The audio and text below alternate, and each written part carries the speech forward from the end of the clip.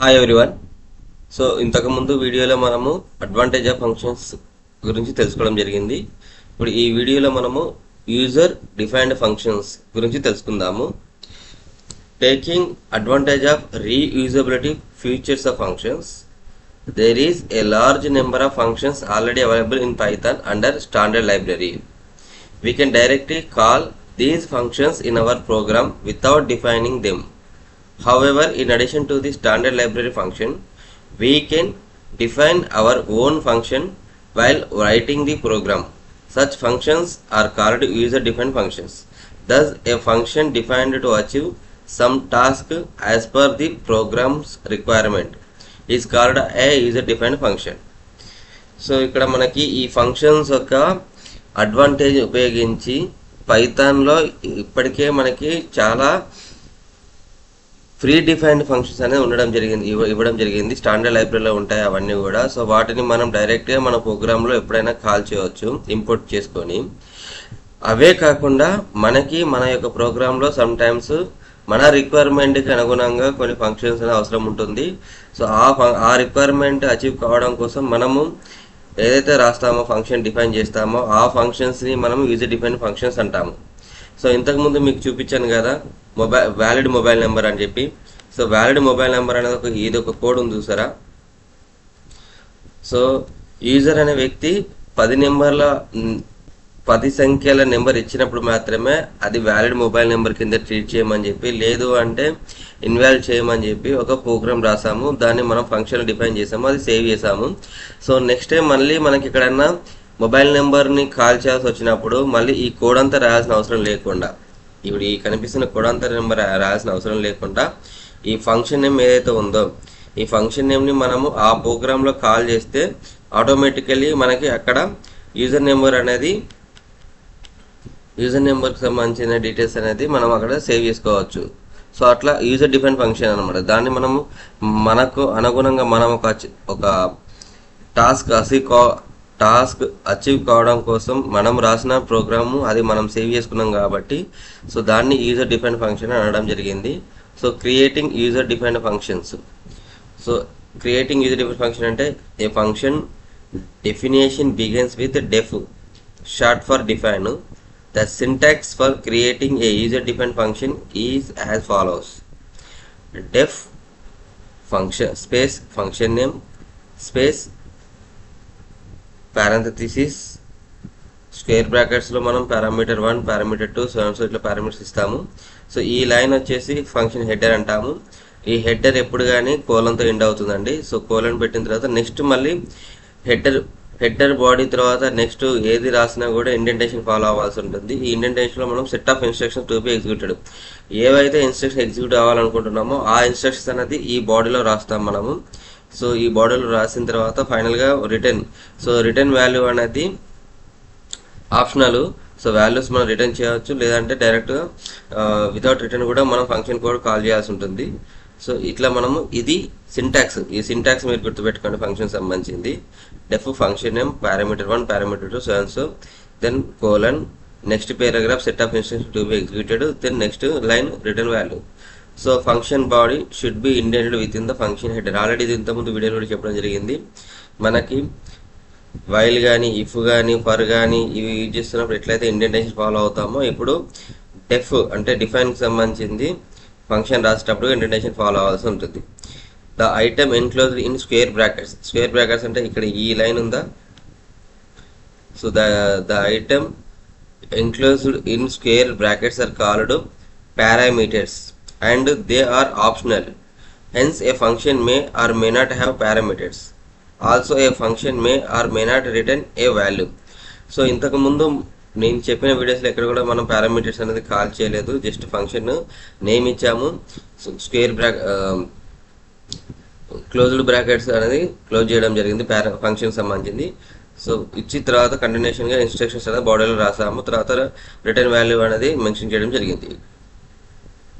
So function header always end with a colon. So కోలన్తో end అవుతుంది. Function name should be a unique. So function name అనేది యూనిక్గా ఉండేలా చూసుకోవాలి. Rules for naming identify also apply for functioning name. So మనం naming కోసం ఎలాంటి rules అయితే ఫాలో అవుతామో అలాంటి రూల్స్ దీని ఫంక్షన్ కూడా ఫంక్షన్కి సంబంధించింది కూడా నేమింగ్లో కూడా ఉపయోగించాల్సి ఉంటుంది. అంటే మనకి నెంబర్తో స్టార్ట్ అవ్వకుండా చూసుకోవాలి. స్మాల్ లెటర్స్ క్యాపిటల్ లెటర్స్ అయినా ఓకే, అండర్స్కోర్ అయినా ఓకే, స్పెషల్ క్యారెక్టర్స్ లేకుండా చూసుకోవాలి. ఇట్లా మనకి రూల్స్ ఉన్నాయి కదా. సో ఈ రూల్స్ అనేది మనం ఫాలో అవ్వాల్సి ఉంటుంది. The statements outside the function indentation are not considered as part of the function. So indentation తర్వాత మనం కంపల్సరీ ఫంక్షన్ అనేది ఇండెంటేషన్లోనే ఇవ్వాల్సి ఉంటుంది. ఒకవేళ ఇండెంటేషన్ రూల్ మీరు ఫాలో కాకపోతే ఆ స్టేట్మెంట్ ఏదైతే మనం ఇస్తామో ఆ ఇచ్చే స్టేట్మెంట్ని ఫంక్షన్ అనేది కాల్ చేయదు, అది కన్సిడర్ చేయదు, అది నాదో ఒకటి పార్ట్ కింద దాన్ని కన్సిడర్ చేయదు. సో కాబట్టి మీరు ఫంక్షన్ క్రియేట్ చేసేటప్పుడు మీ అవసరానికి తగ్గట్టు మీరు ఫంక్షన్ నేమ్ ఇచ్చేసి ఆ ఒక ఇన్స్ట్రక్షన్తో మీ కోడ్ అనేది పూర్తిగా రాసుకోగలరు. సో ఇక్కడ ఒక ఎగ్జాంపుల్ ఇవ్వడం జరిగింది. Right A user defined function to add 2 numbers and display the sum. So user దగ్గరికి వెళ్ళి 2 నెంబర్స్ తీసుకొని ఆ 2 నెంబర్స్ని అడిషన్ చేసిన నెంబర్స్ని ప్రింట్ చేయమని చెప్పి ఇక్కడ అడుగుతున్నాము. సింపుల్గా ఫంక్షన్ వచ్చేసి డెఫ్ యాడ్ నెంబర్ అనేది function name. Add number parenthesis open and close parenthesis and colons. Next line వచ్చేసి first number is equal to int of input enter first number, then second number is equal to int of input to second number, total is equal to first number plus second number, print the sum of first number and second number is then total. ఈ విధంగా మనం code రాయడం జరిగింది. ఈ code రాసిన తర్వాత execute చేస్తాను. ఫ్లోలో ఎలాంటి ఎర్రర్ లేకపోతే ప్రాపర్గా ఎగ్జిక్యూట్ అవుతుంది. అండ్ ఎర్రర్స్ ఉంటే మాత్రం మనకి ఎర్రర్స్ చూపిస్తుంది. దాన్ని మళ్ళీ ఎర్రర్స్ రెక్టిఫై చేసుకుంటాము. ఇప్పుడు నాకు ఇక్కడ కోడ్లో ఎలాంటి ఎర్రర్స్ లేవు కాబట్టి నాకు ఎగ్జిక్యూట్ అయింది. ఎగ్జిక్యూట్ అయిన తర్వాత ఇప్పుడు నేను ఫంక్షన్ కాల్ చేయాలంటే ఈ యాడ్ నెంబర్ ఉంది కదా, యాడ్ నెంబరు నేను ఎలాంటి పారామీటర్స్ ఇవ్వలేదు కాబట్టి సో యాడ్ నెంబర్ అని రాసేసి కంపల్సరీగా మనం ఫంక్షన్ కాల్ చేస్తున్నామంటే మీరు గుర్తుపెట్టుకోవాల్సింది ఏంటంటే ఈ పారాంథసిస్ ఉన్నాయి కదా, ఈ పారాంథసిస్తోనే మనము ఫంక్షన్ కాల్ చేస్తాము. వితౌట్ పారాంథసిస్ ఇచ్చామనుకోండి అది ఫంక్షన్ కాల్ కిందకి రాదు. ఎగ్జాంపుల్ ఇప్పుడు యాడ్ నెంబర్ అన్నాము. యాడ్ నెంబర్ అంటే జస్ట్ ఇక్కడ ఫంక్షన్ మెయిన్ యాడ్ నెంబర్ అని చెప్పి చూపిస్తుంది కానీ కాల్ చేయట్లేదు. అదే మనము పారాంథసిస్ ఇచ్చినప్పుడు మాత్రమే చూడండి. ఎంటర్ ఫస్ట్ నెంబర్ వచ్చేసి 55, ఎంటర్ సెకండ్ నెంబర్ 26. సో 55 + 26 ఎంత 81 అని చెప్పి ఇక్కడ రిజల్ట్ అనేది రావడం జరిగింది. మళ్ళీ మనం ఇక్కడ అడిషన్ కావాలన్నప్పుడు ఈ కోడ్ అంతా రాయాల్సిన అవసరం లేకుండా జస్ట్ ఈ ఫంక్షన్ కాల్ అందులో చేస్తే అది అక్కడ మనకు కావాల్సిన ఇన్ఫర్మేషన్ని కలెక్ట్ చేస్తుంది. సో ఇక్కడ ఆర్గ్యుమెంట్స్ అండ్ పారామీటర్స్. సో ఇంతకుముందు మనం డిఫైన్ చేసేటప్పుడు చెప్పాం కదా, సో ఈ బాడీలో ఉండేవన్నీ కూడా మనం ఆర్గ్యుమెంట్స్ ఆర్ పారామీటర్స్ అంటాము. సో ఇక్కడ ఆర్గ్యుమెంట్స్ అంటే ఏంటి, పారామీటర్స్ అంటే తెలుసుకుందాము. In the above example the numbers were accepted from the users with in the function it self, but it is also possible for user defined function to receive values at the time of being called. An argument is a value passed to the function during the function call, which is received in corresponding parameter defined in function header. An argument is a value passed to the function during the function call, which is received in corresponding parameter defined in the function. So ఇక్కడ ఏంటి అంటే ఇంతకుముందు addition నెంబర్లో మనం ఏం చేసాము, addition నెంబర్లో వచ్చేసి ఎలాంటి పారామీటర్స్ ఇవ్వలేదు. సో ఇప్పుడు డిఫైన్ స్క్వేర్ సమ్ స్క్వేర్ అని చెప్పి ఒక ఫంక్షన్ ఇస్తున్నాము. సో ఈ సమ్ స్క్వేర్కి సంబంధించి దాంట్లో ఎన్ ఈజ్ ద పారామీటర్ అంటే ఒక ఎన్ అనే ఒక వాల్యూ ఇక్కడ ఇవ్వడం జరిగింది. సో ఇక్కడ ఎలాంటి కొటేషన్స్ ఇవ్వలేదు, ఇన్సైడ్ ద కొటేషన్స్లో కాకుండా డైరెక్ట్ ఎన్ అని ఇచ్చాము. తర్వాత బాడీలో సమ్ ఈజ్ ఈక్వల్ టు 0 అని అన్నాము. For i in range of 1, n+1, then sum is equal to sum plus i. So ఈ విధంగా కోడ్ రాయడం జరిగింది. సో నెక్స్ట్ మనం ఎగ్జిక్యూట్ చేసేటప్పుడు ప్రింట్ వచ్చేసి the sum of first n natural number is sum. So sum of square అనేటప్పుడు ఇక్కడ ఎన్ అనేది ఒక పారామీటరు. సో ఆ పారామీటర్లో మీరు ఏవైతే వాల్యూ డిక్లేర్ చేస్తారో ఫంక్షన్ మనము కాల్ చేసి ఫంక్షన్ ఎగ్జిక్యూట్ చేసే టైంలో మనము ఆ ఫంక్షన్లో ఇచ్చే వాల్యూ ఏదైతే ఉంటుందో ఆ వాల్యూని మనం ఆర్గ్యుమెంట్ అంటాం అనమాట. ఇక్కడ సమ్ స్క్వేర్ వచ్చేసి ఇప్పుడు ఇక్కడ 6 అని ఇచ్చాను అనుకోండి, ఈ 6 అనేది ఆర్గ్యుమెంట్ అవుతుంది. సో ఇక్కడ argument is a value passed to the function during function call. So ఇప్పుడు సమ్ స్క్వేర్ అనేది ఒక ఫంక్షన్, ఇందులో ఫంక్షన్ కాల్ చేసేటప్పుడు 6 అనే వాల్యూ ఇచ్చాను. సో ఇచ్చి నేను ఎగ్జిక్యూట్ చేయగానే ఆటోమేటికల్లీ సో ఇక్కడ నేను ఎగ్జిక్యూట్ చేయలేదు. సో సమ్ స్క్వేర్ ముందు ఎగ్జిక్యూట్ చేయాలి, చేసిన తర్వాత సమ్ స్క్వేర్ ఫంక్షన్ కాల్ చేయాల్సి ఉంటుంది. సో 6 అని కాల్ చేయగానే 6కి సంబంధించిన న్యాచురల్ నెంబర్ అనేది ఇక్కడ డిస్ప్లే చేయడం జరిగింది. ఈ 6ని మనము ఆర్గ్యుమెంట్ అంటాం అనమాట. సో ఇక్కడ డిక్లేర్ చేసేటప్పుడు n అనేది పారామీటర్ కింద అవుతుంది. సో మనం ఫంక్షన్ కాల్ చేసేటప్పుడు ఈ కాల్కి సంబంధించిన వాల్యూ ఏదైతే ఇస్తామో ఇచ్చే వాల్యూని ఆర్గ్యుమెంట్ అంటాం అనమాట. అంటే మనము వితౌట్ పారామీటర్స్ ఫంక్షన్ డిఫైన్ చేయవచ్చు, విత్ పారామీటర్స్ ఫంక్షన్ డిఫైన్ చేసేవచ్చు. విత్ పారామీటర్ ఫంక్షన్ డిఫైన్ చేసినప్పుడు మనం ఫంక్షన్ కాల్ చేసేటప్పుడు ఇచ్చే వాల్యూని ఆర్గ్యుమెంట్ అంటారు అనమాట. సో ఇంకొకటి మనము ఇక్కడ ఇంకొక విధంగా కూడా కోడ్ రాయడం జరిగింది. నెంబర్ ఈక్వల్ టు ఇన్పుట్, యూజర్ని మళ్ళీ నెంబర్ ఏమని చెప్తున్నాము. సో యూజర్ నెంబర్ ఇచ్చిన తర్వాత ఆ నెంబర్ అనేది ఈ సమ్ స్క్వేర్ ఏదైతే మనం డిఫైన్ చేసాము ఆల్రెడీ ఫంక్షన్లో, ఆ ఫంక్షన్ ఇక్కడ కాల్ చేసుకుంటూ ఆ నెంబర్కి సంబంధించింది ఇక్కడ మనం ఫంక్షన్ కాల్ చేస్తున్నాము. ఏదైతే నెంబర్ ఇక్కడ ఇస్తాడో ఆ నెంబర్ అనేది ఇక్కడ స్టోర్ అవుతుంది ఆర్గ్యుమెంట్ కింద. స్టోర్ అయ్యి కావాల్సిన అవుట్పుట్ అనేది మనకి ఇక్కడ మళ్ళీ కోడ్ అనేది రాయాల్సిన అవసరం లేకుండా న్యాచురల్ నెంబర్ సంబంధించిన కోడ్కి సంబంధించిన రాయాల్సిన అవసరం లేకుండా జస్ట్ ఫంక్షన్ కాల్ ఇక్కడ మనం ఇవ్వడం జరిగింది. ఈ ఫంక్షన్ కాల్ ఇక్కడ ఇచ్చిన తర్వాత ఎగ్జిక్యూట్ చేయగానే ఆటోమేటికల్లీ ఫస్ట్ యూజర్ ఎంత అడిగిండు, ఒక 5 enter the value for n అనగానే ఒక 5 అనే వాల్యూ ఇచ్చాడు. 5 ఇవ్వగానే ఈ 5 అనే వాల్యూ ఈ సమ్ స్క్వేర్లో ఉన్న నెంబర్లో వాల్యూకి ఇక్కడ కాల్ చేస్తుంది. కాల్ చేసి అది ఎగ్జిక్యూట్ అవుతుంది. ఎగ్జిక్యూట్ అయ్యి మొత్తం మనకి the sum of first 5 number naturally 15 అని డిస్ప్లే చేస్తుంది. సో నెక్స్ట్ వచ్చేసి ఫ్యాక్టోరియల్, క్యాలిక్యులేట్ ఫ్యాక్టోరియల్ అని చెప్పి ఇది కూడా ఒక కోడ్ రావడం జరిగింది. ఈ కోడ్ కూడా మీరు ఒకసారి ప్రాక్టీస్ చేయండి. ఇక్కడ మీకు స్క్రీన్లో కనిపిస్తుంది. Def of calculator factorial of number parameters ఇవ్వడం జరిగింది. Fact is equal to 1 for I in range of number 0 - 1. Fact multiplication equal to I, print of factorial of I number is fact. So ఇది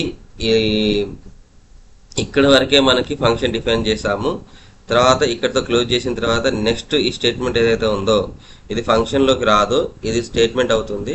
ఈ number is equal to input of enter the number, అంటే ఇక్కడ user input ఏమని చేస్తున్నాము. చేసిన తర్వాత ఈ calculate ఫ్యాక్టర్లో ఏదైతే ఫంక్షన్ నెంబర్ ఉందో ఇది ఇక్కడ కాల్ చేస్తున్నాం మనము. So already body of the function బాడీకి వెళ్ళి బయటకు వచ్చిన తర్వాత మనము నెక్స్ట్ లైన్లో రాస్తున్నాము. ఇది స్టేట్మెంట్ అవుతుంది. ఇక్కడ వచ్చేసి ప్రోగ్రామ్లో కోడ్ అవుతుంది, అవుట్పుట్ కోసం ఇస్తున్నాము. సో ఈ విధంగా కోడ్ రాసిన తర్వాత మీరు ఎగ్జిక్యూట్ చేయండి. ఎగ్జిక్యూట్ చేసి ఎంటర్ ద నెంబర్ అంటే నెంబర్ వచ్చేసి 6 ఎంట్రీ చేస్తే ఫ్యాక్టోరియల్ ఆఫ్ 6 is 720 వస్తుంది.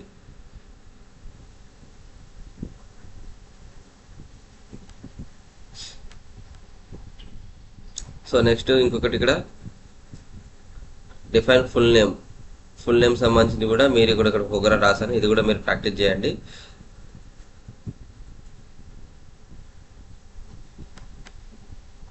రాశారనుకుంటున్నాను. సో ఇట్లా మనం ఫంక్షన్స్ ఉపయోగించి యూజర్ డిఫైన్ ఫంక్షన్స్ ఉపయోగించి కావాల్సిన టాస్క్ని మనం అచీవ్ చేసుకోవచ్చు. So default parameters Python allows assigning a default value to the parameters. A default value that is pre-decided and assigned to the parameter when the function call does not have its corresponding argument. Python allows assigning a default value to the parameters. A default value that is pre-decided and assigned to the parameter when the function call does not have its corresponding argument. So ఇంతకుముందు మనం తెలుసుకున్నాము functions అనేది without parameters ఇవ్వచ్చు, తర్వాత with parameters కూడా ఇవ్వచ్చు. ఇప్పుడు ఇక్కడ ఏం చెప్తున్నామంటే ఫంక్షన్కి సంబంధించి మనం డిఫైన్ చేసేటప్పుడు డిఫైన్ చేసే టైంలోనే మనం డిఫాల్ట్ వాల్యూ కూడా ఇవ్వచ్చు అనమాట పారామీటర్కి. ఎగ్జాంపుల్ ఇక్కడ చూడండి, డెఫ్ మిక్స్డ్ ఫ్రాక్షన్ ఆఫ్ నెంబర్ ఇది ఒక పారామీటరు. ఇంకొకటి వచ్చేసి డినామినేటర్ ఈక్వల్ టు 1 అని చెప్పి ఇవ్వడం జరిగింది. అంటే at the time of function రాసేటప్పుడే మనము వాల్యూ అనేది ఇక్కడ ఇచ్చాము. సో ఇది డిఫాల్ట్ వాల్యూ అంటాం అనమాట. So reminder is equal to number, code వచ్చేసి మనం రాస్తాం reminder is equal to number modular of denominator. If reminder not equal to 0 then quotation is equal to of int of number by denominator. Print the mixed fraction of quotation remainder division of denominator, else print the given fraction evaluate to the whole number. Function end here. So ఈ విధంగా ఇక్కడ మనం function రాసాము. ఇందులో మనము ఒక 2 parameters ఇవ్వడం జరిగింది. ఒక పారామీటర్ సంబంధించి వాల్యూ డిఫైన్ చేయలేదు, ఇంకా పారామీటర్ వాల్యూ డిఫైన్ చేసాము. సో ఇది డిఫాల్ట్ వాల్యూ అవుతుంది. మనం ఫంక్షన్ కాల్ చేసే టైంలో ఆ వాల్యూకి సంబంధించింది మనం ఒక డినామినేటర్కి సంబంధించి ఇస్తే ఇవ్వచ్చు, లేకుంటే లేదు. ఒకవేళ ఇవ్వకపోతే డిఫాల్ట్గా ఏదైతే వాల్యూ ఉంటుందో ఆ డిఫాల్ట్ వాల్యూనే డినామినేటర్ కింద రీడ్ అవుతుంది అనమాట. సో ఇక్కడ ఒక కోడ్ కూడా రాయడం జరిగింది. Number is equal to int of input enter the numerator. So denominator int of input enter the denominator. So print you entered number slash denominator. If number greater the denominator condition to check whether the fraction is improper mixed fraction. So ఈ mixed fraction అనేది ఈ పర్టికులర్గా ఈ function మనం call చేస్తున్నాము, mixed fraction of number comma denominator. So by డిఫాల్ట్గా denominator ఇక్కడ 1 ఉంటుంది, లేదు మనం ఇచ్చే డినామినేటర్ ఏదైతే ఉంటుందో అది ఇక్కడ స్టోర్ అవుతుంది. అంటే యూజర్ డిఫైన్కి సంబంధించిన దాంట్లో డినామినేటర్ మనం ఆల్రెడీ అసైన్ చేసింది అలాగే యూజ్ చేసుకోవచ్చు, లేదు అంటే మళ్ళీ మన డినామినేటర్ కూడా చేంజ్ చేసుకునే ప్రొవిజన్ ఇచ్చారన్నమాట. సో ఇది ఎగ్జిక్యూట్ చేస్తే ఎంటర్ ద న్యూమరేటర్ వచ్చేసి 6 ఇచ్చాను, డినామినేటర్ వచ్చేసి 2 ఇచ్చాను. సో ఓవరాల్గా 6/2 వచ్చేసి the given fraction evaluate whole number. ఈ విధంగా మనకి మెసేజ్ వస్తుంది. ఒకవేళ దీన్ని మళ్ళీ రీఎగ్జిక్యూట్ చేస్తే డినామినేటర్ వచ్చేసి 3 ఇచ్చాను, the mixed fraction 2 1/3 in the above figure the denominator entered is 2 which is passed to the parameter denominator. So the default value of the argument denominator is overwritten. అంటే ఇక్కడ ఏం చేసాము, ఆల్రెడీ డిఫాల్ట్ పారామీటర్ డినామినేటర్ 1 అని ఇచ్చేప్పటికి మనం 2 అని ఇక్కడ assign చేసినప్పుడు 3 ఇచ్చాము కదా, ఈ 3 అనేది ఇక్కడ ఓవర్ రైట్ చేసేస్తుంది. ఓవర్ రైట్ చేసేసి మనకి ప్రోగ్రామ్ అనేది ఎగ్జిక్యూట్ చేస్తుంది అనమాట. సో ఇంకొక కండిషన్ మనం ఏం చేసాము, నెక్స్ట్ ఇదే కోడ్ని రాయకుండా సో మిక్స్డ్ ఫ్రాక్షన్ 9 ఇచ్చాము.